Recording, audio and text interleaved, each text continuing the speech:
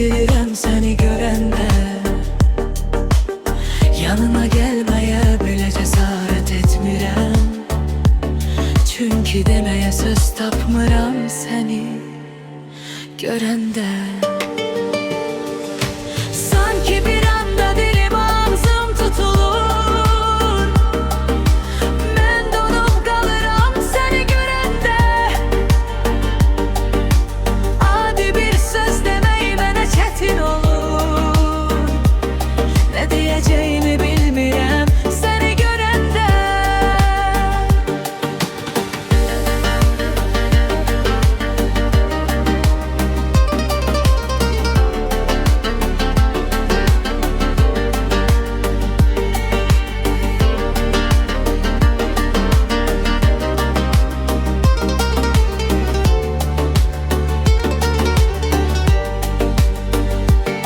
Sən olan yerdən uzaqlaşmaq istəmirəm mən.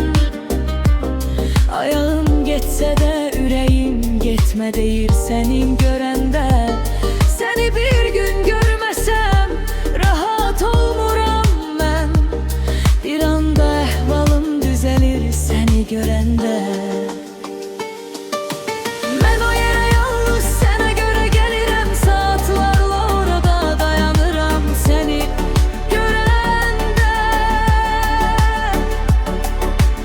Eləcə kənarda dayanıb səni seyr edirəm, oradan getmək istəmirəm səni görəndə. Səninlə danışmaq istəyirəm amma danışa bilmirəm, çünki mən özümü itirirəm səni görəndə.